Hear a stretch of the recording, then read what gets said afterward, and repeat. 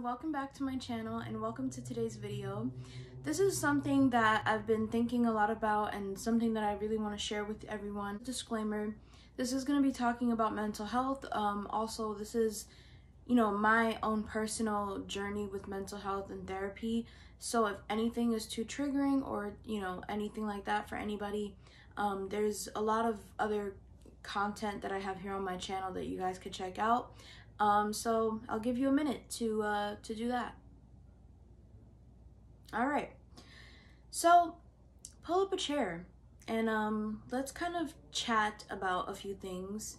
I really want to share with you guys some of the things that I've learned by going to therapy on a consistent basis.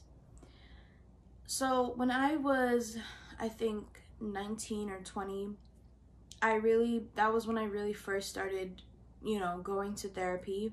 I wasn't as consistent at the time because I was still figuring out, myself and figuring out what mental health meant to me and all those things. Again, like I mentioned before, this is my personal journey and experience with therapy and mental health. Everyone's journey and experience is going to be completely different.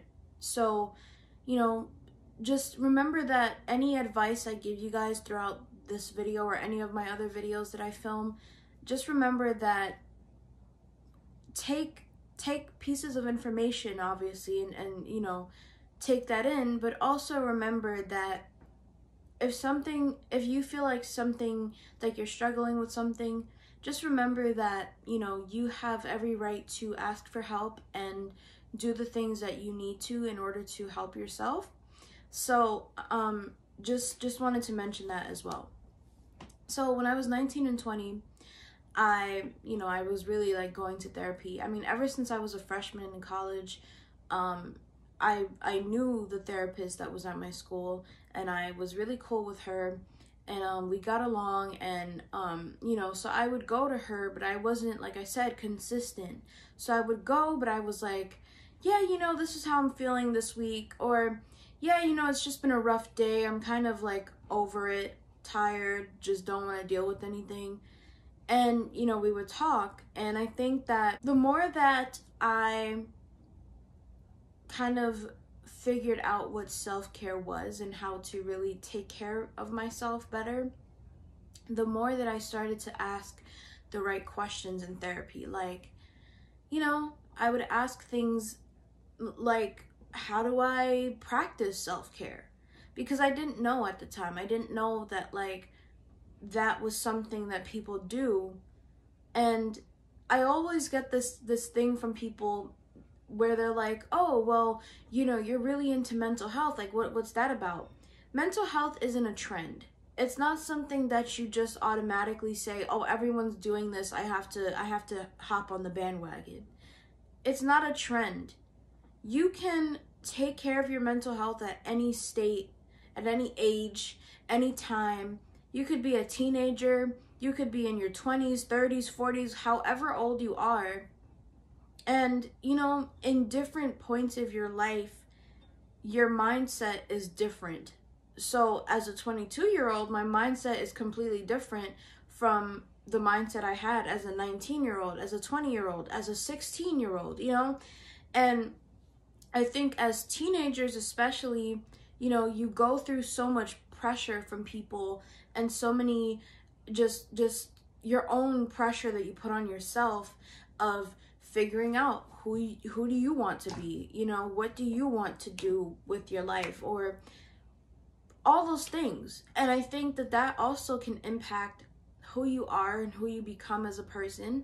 It can have an impact on the way that you approach situations. And so I think that just the idea that mental health is just something that everybody just oh, you're so into mental health. It's not something that I just said, oh, I need to do this because, I keep on hearing about it. I did it because I noticed at a certain point in my life that there were things that I needed to change.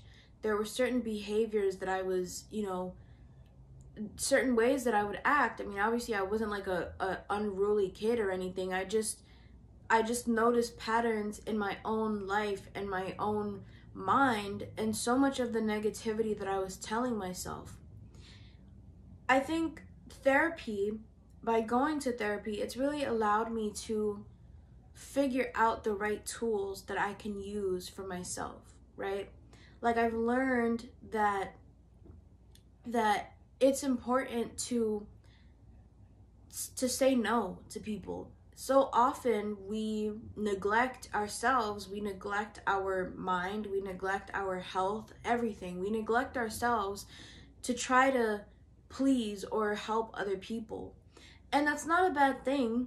You know, obviously, I've always been a very helpful person, I'd like to say. Ever since I was little, I've always liked to, support people and be there and give them the support that they need. And I think, for my friends, I'm always there to lend an ear. I'm always there to, listen to anything that they have to say, let them vent, let them cry, let them do whatever they need to do, and give them that support. But I also think that in doing all of those things, in being there for so many people, and for, taking care of people and checking in with people, you forget to check in with yourself. And so then it leads to this idea that, like, okay, like, this is just what I have to do, right? Because now it's just like, it's engraved in your brain that you are now just everybody's problem solver, you're everybody's helper, you're this, you're that. And again, that's okay, but I also think that there needs to be a certain limit that we set for, how we help people and when we help people.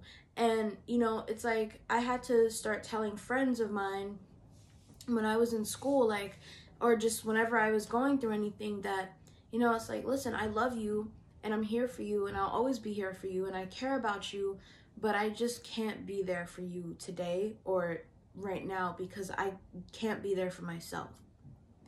And I think that therapy's really allowed me to figure out what that is. I recently, before graduating, had a really good therapist that I'm hoping I will be able to, like, go back to again, because we worked really great together. And I was going very consistently on a consistent basis, and just sitting, I think this is another thing, right? There's so much of a stigma surrounding mental health and therapy. And in a lot of cultures, people feel like therapy and mental health is not a real thing. In Caribbean cultures, in Asian culture, in any culture that is, people of color, there is this idea that therapy, you only go to therapy if something's wrong with you. Like, and it's like, nothing could be wrong. You could be having the best time ever, but sometimes you still need that outsider's perspective to be like, okay, well, have you thought about doing this thing differently? Or, have you approached the situation in a different way versus approaching it the way that you would probably normally approach it? I've been reading this book called The Mindfulness Pocketbook by Gil Hassan. And one of the things that it mentions is that when you do things differently, you get different results. I'm going to repeat that again. When you do things differently, you get different results. And I think that that's really true, because for me, during my teenage years, oh my God, I sound so old. Wow. But when I was a teenager, I used to speak so negatively to myself. Like, really badly. I would say, you're not pretty enough. Like, why would you think that this person would like you? You're not, you're blind. Like, they don't care to date you or to be friends with you. You're a burden to people. I would say all of these negative things to myself, and this is what I want to mention. When you speak negative things out into the universe about yourself, about other people, anything, what your mind ends up doing is it takes all of those phrases, those things that you tell yourself, and it just repeats it over and over and over again.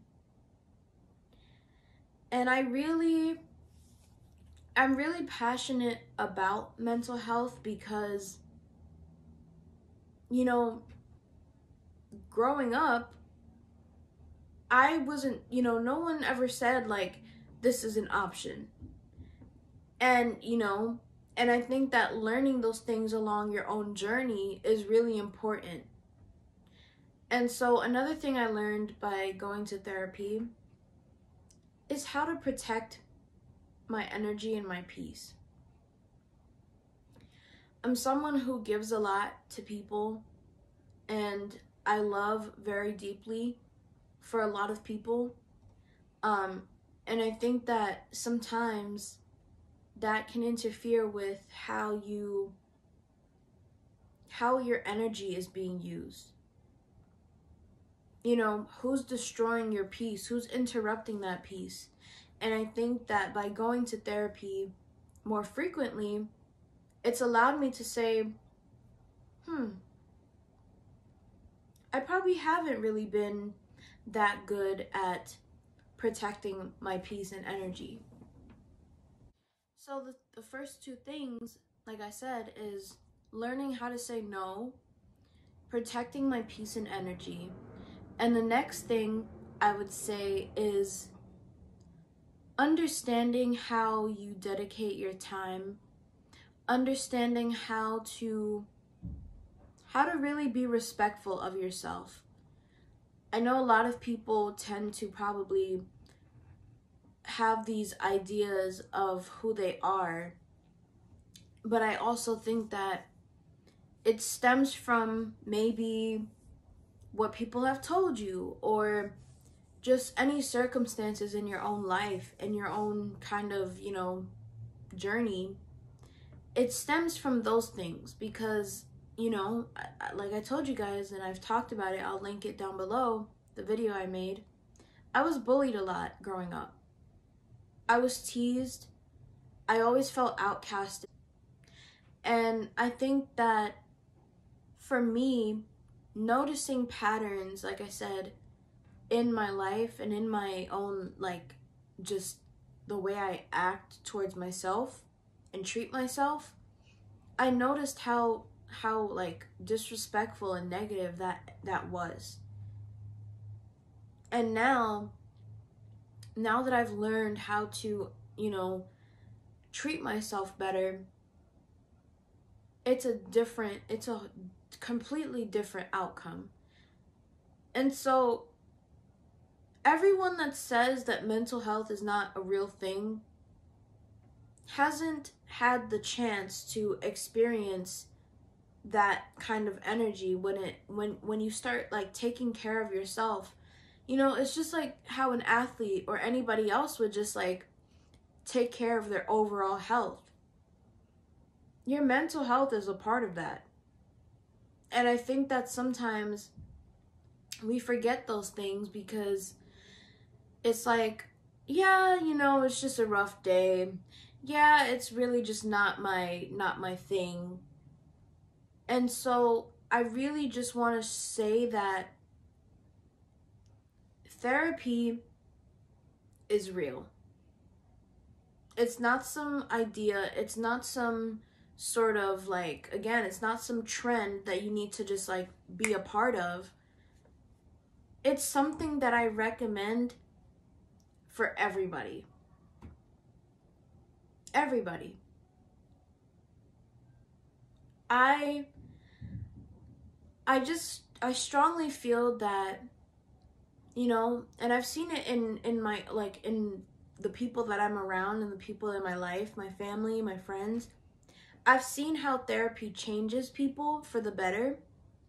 I've seen how people react to people when they say that they're going to therapy, or when they say that they have anxiety, which I do. I've seen how people stigmatize and how they think about these things. And I really do believe that going to therapy has allowed me to not only just figure out the right tools and resources for myself, but it's also helped me to really like tap into the energy, the good energy that I have, the good energy that I like to spread to people, and also realize that I do need to take better care of myself. I do need to make sure to check in with myself. I do need to remember that I'm important. I'm just as important as the other people in my life. And prioritizing myself, making sure that I'm okay, or if I'm not, taking the precautions and the steps to make sure that I get any help that I need, that's not being selfish. So often people say, self-care is so selfish. Oh, that person is just neglecting everybody else around them. No, that's not true.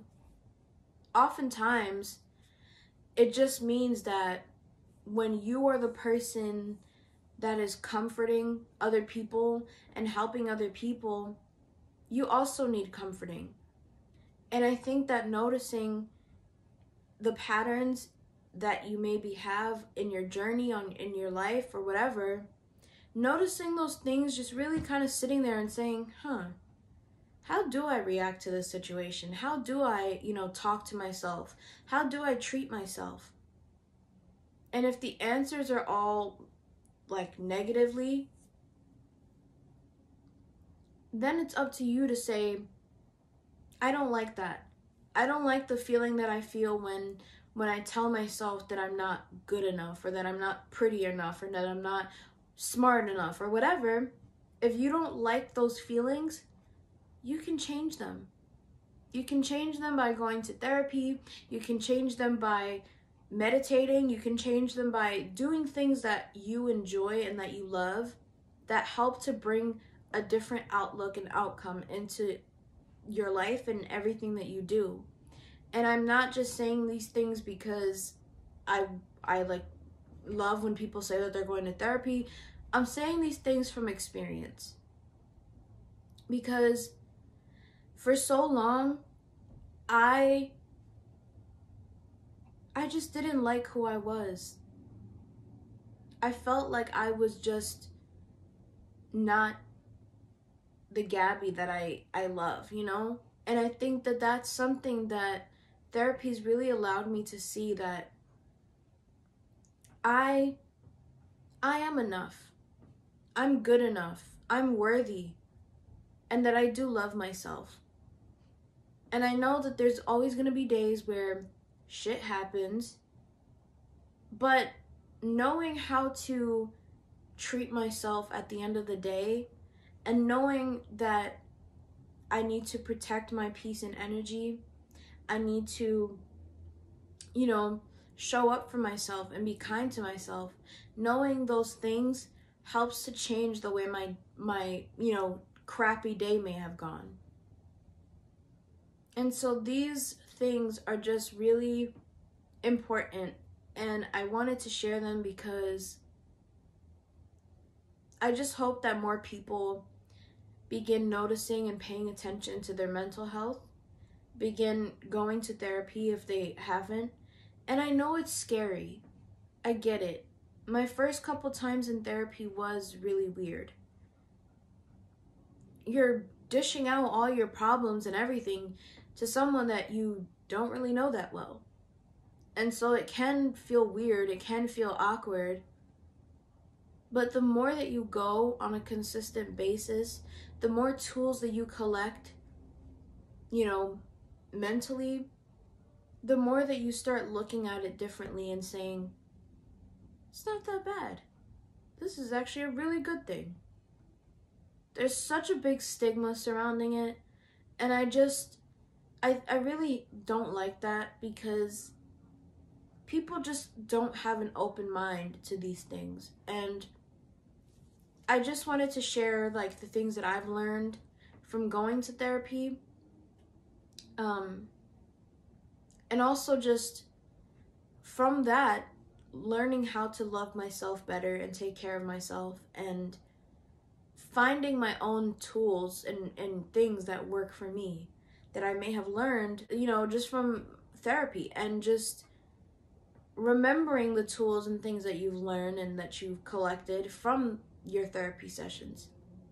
I'm not saying you have to go every single week, but I do recommend it. Because if you do want different results, try something different. Challenge yourself. Say, you know what, I'm going to go to 5 therapy sessions once a week, and I'm going to see how it goes. And also, I just want to say to everybody, because this is a big thing that a lot of people feel like confused about, and you know, this is why a lot of people would stop going to therapy. If you're going to therapy for the first time, it's going to take you a few tries to find the therapist that's right for you. I think that, you know, as much as I love the counseling session at my college that I went to, you know, I think that I've also found that the one that I have, or should I say had, I don't know if I'll be able to still meet with that person, but, you know, I found that that person understood me a little bit better. Not that the other people didn't, it's just that, you know, you want to find the people that are on the same wavelength as you and that understand the things that you're going through and that can connect with you in a different way. So just don't give up on going to therapy if you go for a few times. It's going to take a while for you to find the person that's right for you, but that doesn't mean that, you know, going to 2 people is it.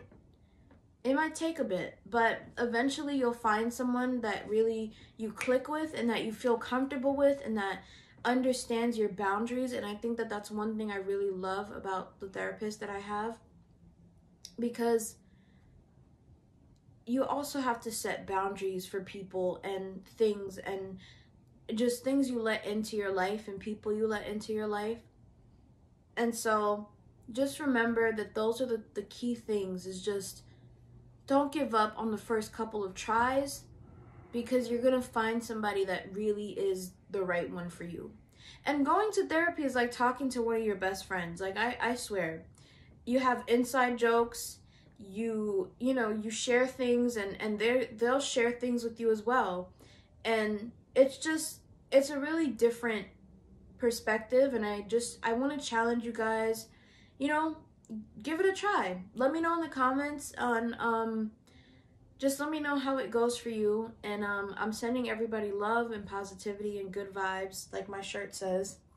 And yeah, thank you guys so much. I will see you in the next video.